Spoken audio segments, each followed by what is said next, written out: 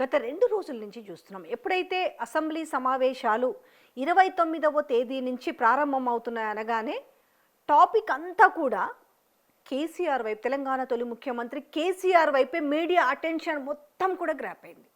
అసలు వస్తాడా రాడా? ఎందుకంటే అసెంబ్లీకి వస్తలేడు వస్తలేడు వస్తలేడు అని పదే పదే పదే పదే పదే పదే అవమానకరంగా మాట్లాడిన మాటలు కూడా చూసినాం. ఈ నేపథ్యంలో అసలు వస్తాడా రాడా? నిజంగా చెప్పాలంటే మీడియా కూడా అంత ప్రాధాన్యత ఇవ్వాల్సినంత అవసరం ఉందా అనే లెవెల్లో నిన్న కొనసాగింది. అంటే స్థాయిల గురించి మాట్లాడారు కదా, స్టేచరు స్థాయి, చావులు ఇవన్నీ కోరుకున్నారు కదా. తీరా చూసేసరికి ఈరోజు అసెంబ్లీలో జరిగిన సన్నివేశాలపైన ఈరోజు ఇప్పుడున్న ముఖ్యమంత్రి అప్పటి ముఖ్యమంత్రి మధ్య జరిగిన ఒక సన్నివేశం ఈరోజు టోటల్గా కూడా ఇటు సోషల్ మీడియా కావచ్చు, అటు శాటిలైట్ మెయిన్ స్ట్రీమ్ మీడియాలో కూడా టోటల్ ఈరోజు అంతా కూడా hot topic and breaking news. ఎవరికి సంబంధించి వాళ్ళు వాడుకుంటున్నారు ఈరోజు. అంటే ఇద్దరికి స్టఫ్ ఇచ్చిపోయినాడు ఈరోజు కేసీఆర్ గారు. ఎట్లా అంటే అసెంబ్లీకి రావడం, రారు రారు అన్నారు కదా అనేసి, వచ్చిండ్రు కదా అనేసి ఇటు బీఆర్ఎస్ వాళ్ళు పోస్టులు పెట్టుకోవడం, కానీ వచ్చిండ్రు కదా ఎమ్మటే వెళ్ళిపోయిండ్రు కదా అనేసి ఇటు కాంగ్రెస్ వాళ్ళు. ఈ రెండింటి మధ్యలో ఇంకొక మెయిన్ ఇంట్రెస్టింగ్ టాపిక్ ఏంటంటే,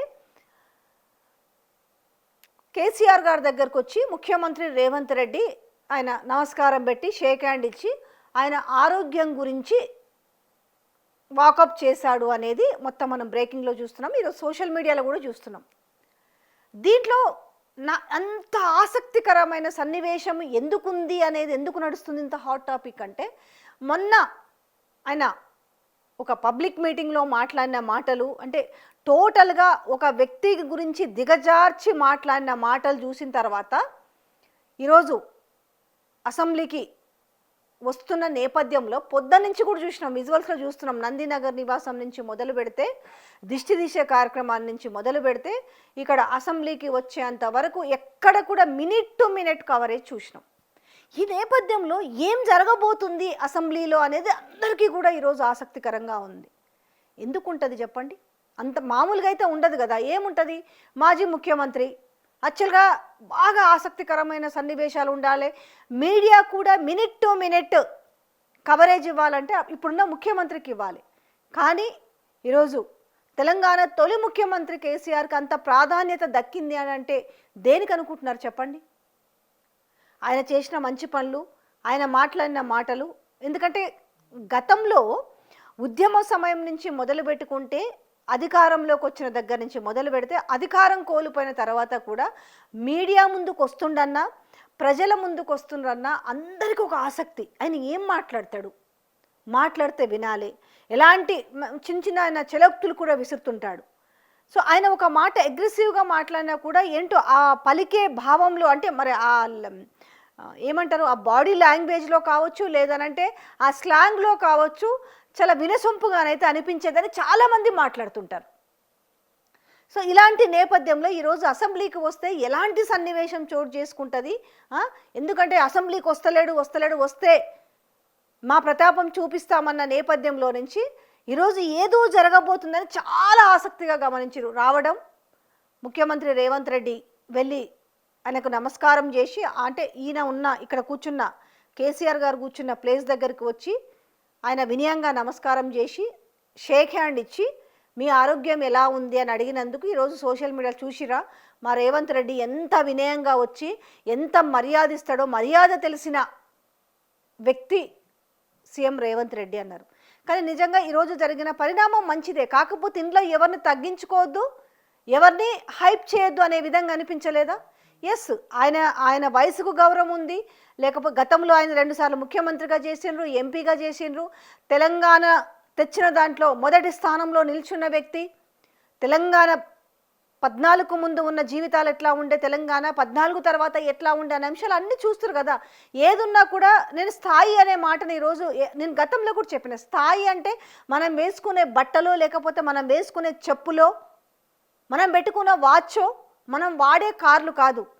ఒక పేద ప్రజల గుండెల్లో ఆ వ్యక్తి స్థానం సంపాదించిందంటే దాని స్థాయి అని చెప్పాలి. ఎవరైతే ఆ గుండెల్లో చిరస్థానం అంటే పదిలంగా ఉండేటట్టు చిరకాలం చిరస్థాయిగా గుర్తుండిపోయేలా గుండెలు నిలుపుకుంటారు కదా, అది స్థాయి. నాకు ఈరోజు అది కనిపించింది. ఒక వ్యక్తిని చూడగానే ఎందుకు ఇప్పుడు ఎదురుగా వెనకాల ఉన్నప్పుడు తిట్టినా కూడా ఎదురుగా వచ్చిన తర్వాత చాలా వినయంతో ఆ వ్యక్తిని, సరే అందులో వాళ్ళేమన్నా చాలా లాజిక్గా చేసి ఉండొచ్చు, కానీ చూసే అరే ఈ వ్యక్తికి చూడగానే చేతులెత్తి మొక్కాలి అనిపించే విధంగా అనిపించిన వ్యక్తి కేసీఆర్ అని ఈరోజు అనిపించలేదా? మనం ఎంత చిల్లర మల్లర మాటలు దూరంగా ఉన్నప్పుడు మాట్లాడినప్పటికి కూడా ఆ వ్యక్తి ఎదురుగా కనిపడేసరికి వెళ్ళి అతనికి చేతులు జోడి నమస్కారం చేసి కరాచాలనం చేసి మీ ఆరోగ్యం ఎలా ఉంది అని అడిగారనంటే, అక్కడ అంటే ఇక్కడ కాంగ్రెస్ వాళ్ళు ఏం చేస్తున్నారు, సోషల్ మీడియా చూడు మా ముఖ్యమంత్రి ఎంత గొప్పతనంగా చేశాడనేసి. ఇక్కడ బీఆర్ఎస్ సోషల్ మీడియా ఏం చెప్తుంది అంటే ఇందులో చెరి సమానంగా చూడొచ్చు. కాకపోతే ఏంటంటే ఆ గౌరవించే విధానంలో ఆ వ్యక్తి ఆ విధంగా గౌరవించబడుతున్నాడు అంటే ఎందుకు ఈరోజు తనకి అంత ప్రియారిటీ లభించింది అనేది కూడా ఒకసారి అర్థం చేసుకోవాలి.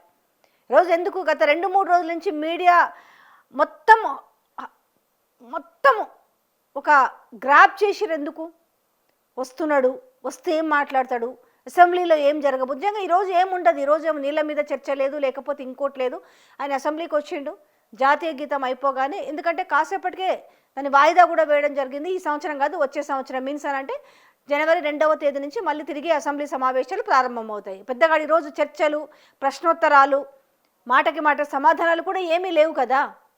సో ఈ నేపథ్యంలో నిజంగానే ఆడంత సమయం స్పెండ్ చేయాల్సిన అవసరం లేదనిపించిందేమో, కాబట్టి ఆయన వెళ్ళిపోయాడు. నిజంగానే రేపు నీళ్ళ గురించి డిస్కషన్ జరిగితే ఈరోజు ఎజెండాలో ఏమీ లేదు కదా. నీళ్ళ గురించి ఈరోజు డిస్కషన్స్ కానీ ఇంకోటి కానీ ఎజెండాలో లేనప్పుడు దాని గురించి పెద్దగా హైప్ చేసి మాట్లాడుకోవాల్సిన అంశం కూడా లేదు.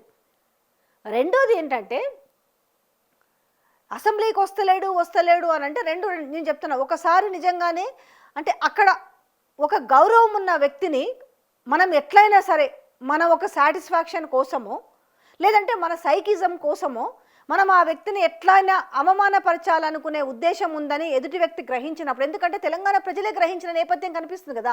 ఇలాంటి సందర్భంలో ఒక వ్యక్తి వచ్చి ఆ వ్యక్తి డిస్కస్ చేయాలి, ఆ డిస్కషన్లో పాల్గొనాలి అంటే ఎదుటోళ్ళు కూడా అంతే స్టేచర్ ఉండాలి అంట. మళ్ళీ చెప్పిన స్టేచర్ అంటే ఏంటి? ఆస్తులు పాస్తులు కాదు, వేసుకునే బట్టలు కాదు, లేకపోతే పెట్టుకునే వాచ్లు కాదు, పెట్టుకునే ఉంగరాలు కాదు, లేదంటే తిరిగే కారు కాదు. ఒక మనిషికి ఒక స్థాయి ఎందుకు వస్తుంది? ఒక సీనియారిటీ మీద వస్తుంది. ఆ సీనియారిటీలో అతను చేసే పనుల మీద వస్తుంది. తెలంగాణ ప్రజల్ని ఏ విధంగా ఆదుకున్నాడు అనేది వస్తుంది. తెలంగాణ ప్రజల్లో ఈరోజు కంపారిటివ్లు చేసుకుంటారు కదా, ఆ ప్రభుత్వం ఈ ప్రభుత్వం అన్నప్పుడు వాళ్ళకు కూడా తేడా కూడా తెలుస్తుంది కదా. సో తెలంగాణ ప్రజలే కోరుకుంటున్నాను, వెళ్ళకపోతే బాగుండు, పాపం ఆ పెద్ద ఆయన్ని అవమానిస్తారేమో, చూస్తూ వీళ్ళతో మాటలు పడాలా. ఎందుకంటే అధికారం ఉన్నప్పుడు మైక్ ఇవ్వలేదనుకో, ఇప్పుడు వాళ్ళకు ఒక బురద వేస్తారు మొకాన, ఆ బురదని తుడుచుకోవడానికైనా కూడా మీరు బురద వేస్తున్నారు. అబ్బాయి ఇది మీరు మాట్లాడుతుంది సత్యదూరమైన మాటలు. సో ఆ సత్యాలు చెప్పాలన్నా కూడా, నిజాలు చెప్పాలన్నా కూడా మైక్ ఇవ్వాలి, ఆ టైం ఇవ్వాలి కదా. ఇంటెన్షనల్గా వాళ్ళ చేతిలో మైక్ ఉంటే స్పీకర్ చేతిలో కాబట్టి ఇంటెన్షనల్గా అవమానిస్తే అది ఎంత బాధ అవుతుంది. ఇది రాజకీయంలో లేని మనుషులు కూడా ఈరోజు తెలంగాణ ప్రజలు మాట్లాడుకుంటున్నారంటే అర్థం చేసుకోవచ్చు. సో ఈరోజు నేను ఓవరాల్గా చెప్పొచ్చేది ఏంటంటే, ఈరోజు ఒక సన్నివేశం అయితే చూస్తే అందరూ అదే డిస్కషన్ మాట్లాడుకుంటున్నారు. నేను చెప్పినా కదా, ఆయన కూర్చున్నా వార్తే, లేచినా వార్తే, ఆయన బయటకు వచ్చినా వార్తే, ఆయన వ్యవసాయ క్షేత్రంలో ఉన్న వార్తే, ఆయన సర్పంచ్ని కలిసిన వార్తే, వార్డు మెంబర్లను కలిసిన వార్తే, వాళ్ళు సన్మానించిన వార్తే. ఎవరు పోయినా కూడా ఆయన 2 రోజులు కనిపించకపోతే ఆయన ఆరోగ్యం గురించి చిల్లర మల్లర కూతలు కూస్తుంటారు. కనిపించగానే ఆహా ఓహో అనేవాళ్ళు, అరే ఈయన మంచిగున్నాడు కదా, గత గాంభీర్యం కనిపిస్తుంది కదా, ఆయన ఇంకా ఆరోగ్యంగా ఉండాలి, మళ్ళీ తెలంగాణలో ఆయనను మళ్ళీ ఉన్నత స్థానంలో చూడాలని కోరుకుంటున్న వాళ్ళు కూడా ఉన్నారు కదా. This is the fact. ఇది మాట్లాడుకుంటే బిహైండ్ ద.